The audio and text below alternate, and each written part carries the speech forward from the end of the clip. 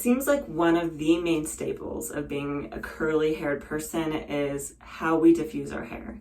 Now, I know a lot of people do more of the air drying technique, which is totally fine, and you might find this video interesting either way. But today I want to kind of discuss the different ways that we can diffuse our hair. I know it can get a little overwhelming sometimes. It seems like everybody has a different way to diffuse their hair. And this one gives you volume, this one gives you definition, this one reduces frizz. There's so much and it can be so overwhelming. I kind of wanted to condense it all into one video for you. Now, I do want to say this isn't an all-inclusive list. There are probably other techniques out there, or maybe the techniques that I'm going to share with you have other names that you've heard of. So if that's the case, please leave them down in the comments below for other people. But that being said, I want to go over some of the main ways, the most popular ways I've heard of to diffuse your hair and the pros and cons of each. Hello to all my wonderful wavies and my curly and coily coterie. If you're new to my channel, hi, my name is Lena and welcome to my bathroom. The first diffusing technique I want to discuss is hover diffusing. I believe this term was coined by Mains by Mel, who is another YouTuber, a few years ago, and I will link anybody I mentioned down in the description box below. But the idea of this is pretty self-explanatory. You just are using your diffuser and hovering it around your hair. You never actually want to touch your hair with the diffuser. A few other things to keep in mind: because it is a little farther away, you can more safely use a hotter temperature. You still don't want to go too hot, and you do want to continuously move it in order to decrease the damage. A few other things to keep in mind is we do want to move our hair back and forth, as with all of these techniques, I believe. It's just going to give it more movement and more volume. And then as well, when we are using this technique, we want to point the air downward. That way we're causing less disturbance, less turbulence in our hair. It's not blowing around as much, and it's also not agitating the cuticles of our hair as much, which is going to cause less tangling, less frizz, and just more definition overall. And I would say that is the main pro of this technique, is your definition is going to be more because you're not agitating the curls themselves. I'm actually not sure I would say more. It's not bad for definition. It's a good technique for definition. It's also a good technique for frizz, and I would actually say that the main benefit of this technique is that you're just getting less damage to your hair. Because you're not actually touching your hair, you're not getting mechanical damage, and you're decreasing heat damage. The main pro of this one is it is a lot more difficult to get volume out of this technique if you purely use hover diffusing, just because your hair is wet and it still has a lot of weight on it. And especially because we're starting at the roots and moving down our hair, your roots might be a little bit flat. So again, if you do use this technique purely, flipping your hair back and forth very gently is going to help with that a little bit, and your styling routine can help that as well, but that is something to keep in mind. Now I'm kind of going to merge two techniques here, and I'm going to talk about the main differences of them, but part of this is I just want to talk about terminology, and these two are marginally different in the benefits of them. So the first one, I don't know if it really has a general name. I've heard it called a few different things, but the main one I've heard is just cup diffusing. You're using the bowl of your diffuser to cup your hair towards your scalp, holding it for a few seconds and then bringing it down before moving to the next section. With this technique, of course, we want to keep the temperature pretty cool or warm depending. If your scalp starts to feel hot, that means that your blow dryer is probably too hot for your hair and it could cause heat damage. Another thing to keep in mind. Again, tossing our hair back and forth is going to help add volume to it, but this specific technique can cause a lot of frizz.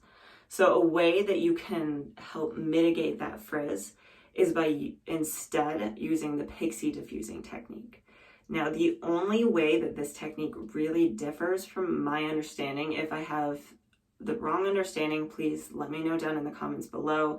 I'm definitely open to learning, but my understanding of the Pixie Diffusing Technique is the main difference is that you start with your blow dryer off.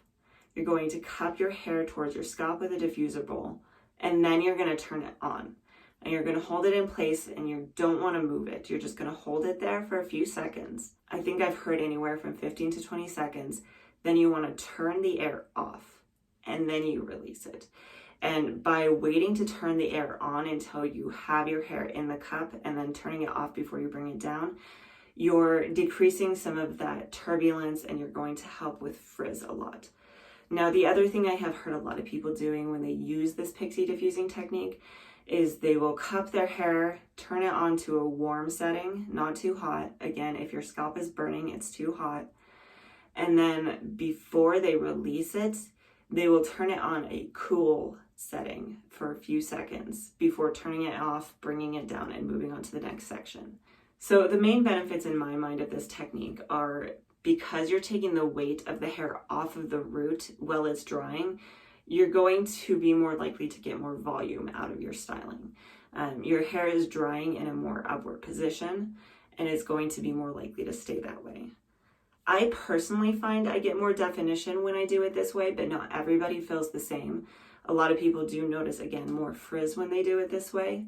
But I just have noticed myself when I do this Pixie diffusing technique that I get more definition because, again, I'm taking the weight of the curls off themselves. And with such long hair, it helps my hair curl higher up if I do this technique. So just a few things to keep in mind. Again, the biggest cons just being that you're more likely to introduce frizz into your hair.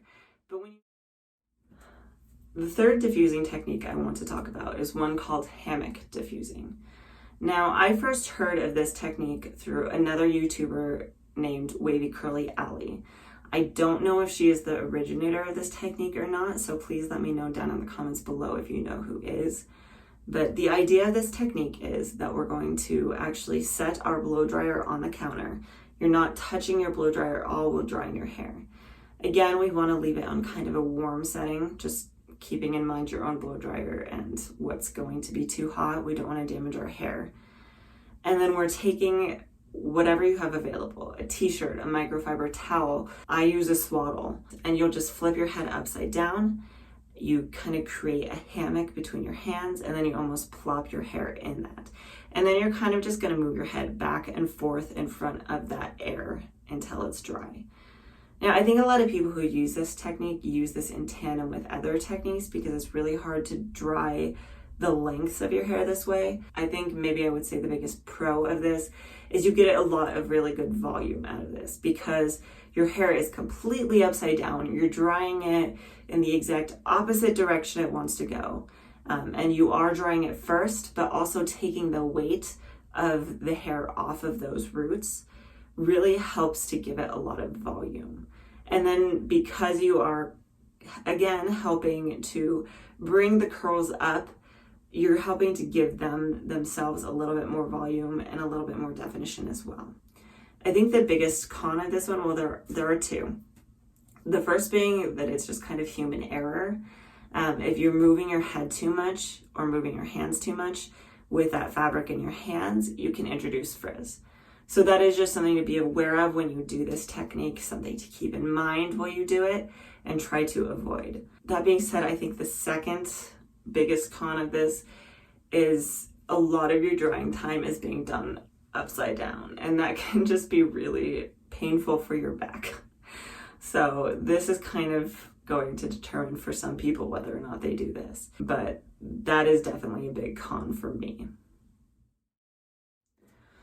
The last diffusing technique I want to discuss today is one called Plop diffusing.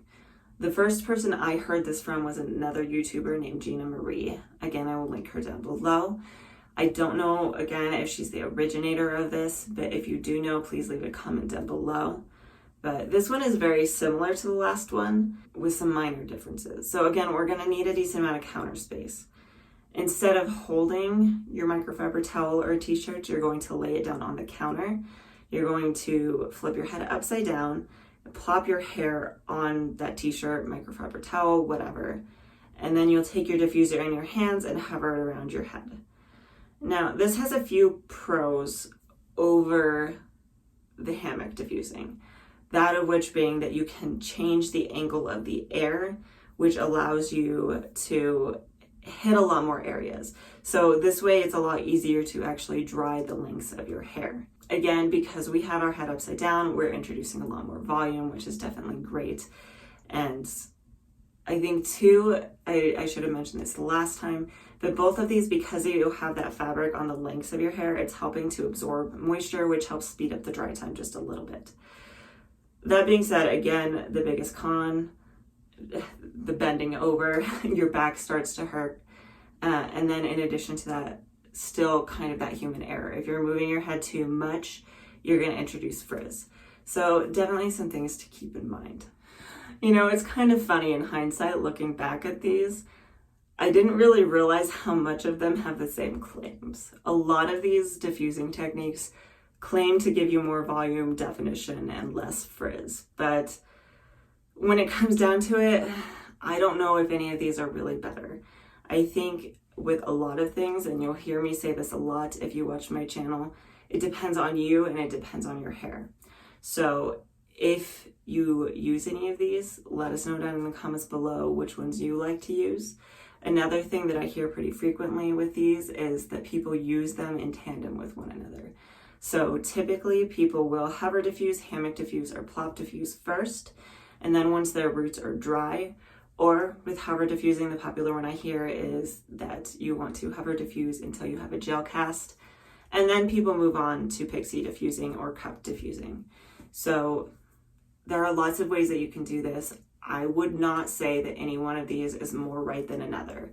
It depends on you, it depends on your hair, and it depends on your goals. For me, I prefer definition, so I diffuse my hair with definition in mind. That being said, my blow drying routine really hasn't changed since the video I posted a while back, so check that out if you want to see how I diffuse my hair.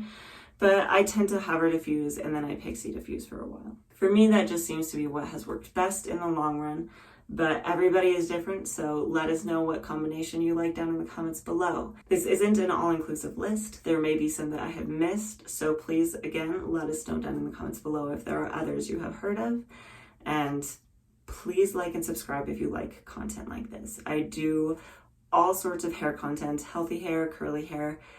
I do product reviews, I do styling techniques, just you name it, I do it. So I do post a new video every Tuesday. If you like this kind of thing, keep an eye out for that, and hopefully I will see you next time.